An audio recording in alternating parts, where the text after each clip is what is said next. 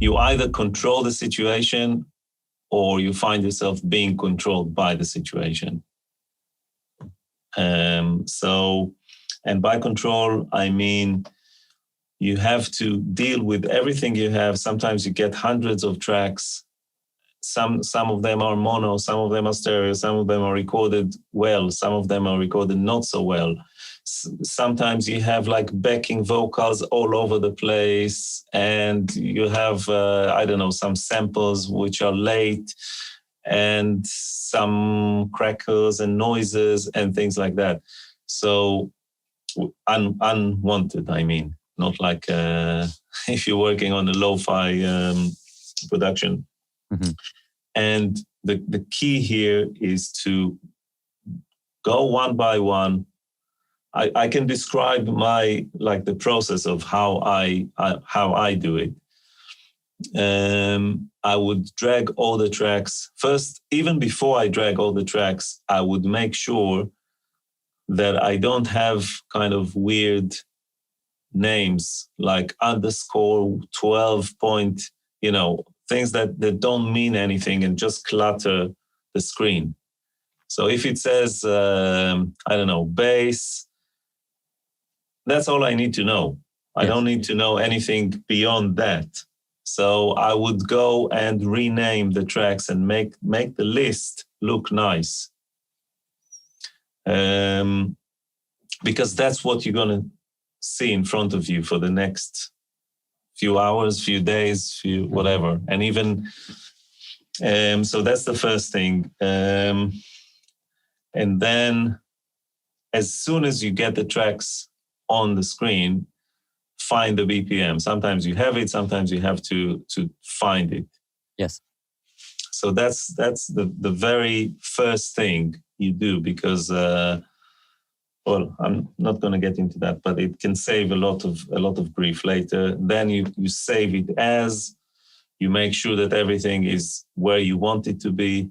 So you don't just hit save and then it's on the desktop and it's like Untitled 12 or something like that. You have the name of the artist, you have the name of the song, then you have the Logic file or Pro Tools or whatever saved within that. Then there's a folder for audio files, and you know where everything is, and you set up the recording path. In Pro Tools, you don't have to do it, but because it's done. And then sorting and arranging the tracks. So I always start with drums, percussion, sound effects. So anything that is atonal. So there's, and then the bass or basses. And for me, visually, that's a boundary, because I know that above that there's drums and stuff, and below that there's instruments.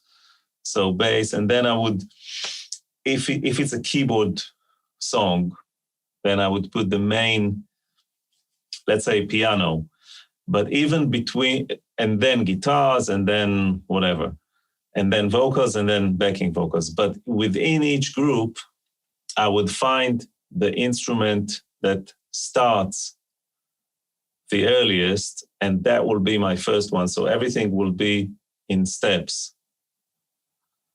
So if I have a piano that plays all the way through, then that will be the main thing in the keyboard group. And then I will color. So then you see it like that. You don't have to it's just about reducing the strain on your eyes.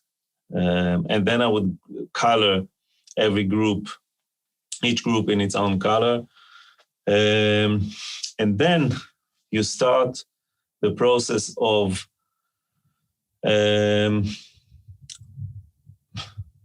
finding out whether the track is mono or stereo, because a lot of exports from Ableton or from Cubase will be stereo, even if the content is mono. Yes. So I don't need a stereo bass drum if it's mono. In Logic, you can flick on the same track between mono to stereo, which is very handy. In Ableton, you can't even do that. It's always stereo. Yes, yeah. So in Pro Tools, you would have to create 2 mono tracks and drag the stereo one and then lose one of them. In Logic, it's very easy because you can just flick between mono to stereo, or even select just the left of a channel and it will be mono, or just the right. So I do that because I can't stand waste. Yes. Like waste of CPU. Yes. Wasting, like having a stereo chain when I can have a mono chain on something. And then, so when you do it, when you follow these steps, each step helps you in gaining more control over the session, because it's no longer this kind of threatening unknown. It's something that, okay, I have 200 tracks, okay, but only 40 of them are keyboards. So that's something I can deal with. And only 60 of them are drums. It's not like, and suddenly you have a shaker there and this, you kind of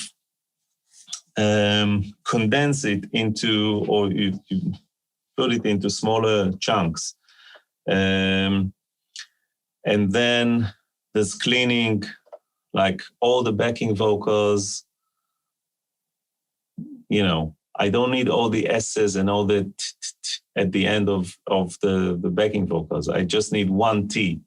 If the word ends with a T, I just need one. I don't need to hear or and all that. So take all that. I don't need any breaths on the backing vocals. So chop them out. Lead vocal. Separate the breaths to its own channel. So you can, and then I copy once I get the vocal chain and I'm happy with the sound and all the plugins and everything, then I will copy to the breaths, but then I have the breaths on the separate fader. That's all I need. I need them to be quieter, but if you keep them on the same track, then you want all of them louder. You have to go one by one and automate, or, so it's always easy to do it like that, to spend a little bit of time, which will save you a lot of time. And it's not only the time, it's the focus. Because when you focus on this mix prep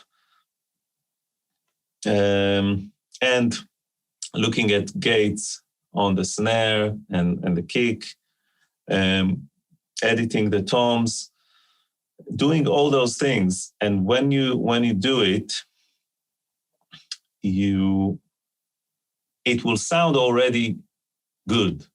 Yes, because it's what's going on, and what is playing where, because you can see it, because it's all diagonally like that, and it's not intimidating. And by that time, when you finished it, you're ready to mix. And by mix, I mean really mix, because then you can enjoy the process and not in the back of your mind knowing that you will have to come to the vocal and that there's some really loud breaths there, or you need to, let alone when you produce something or you do additional. A lot of my sessions are additional production and mix. So, I look at the production and I see if it's missing anything, or if I can tune the vocals better, or I can add or augment some of the parts, or make the chorus bigger, things like that. And you want everything to be in place before you can do it, because then it's just easier.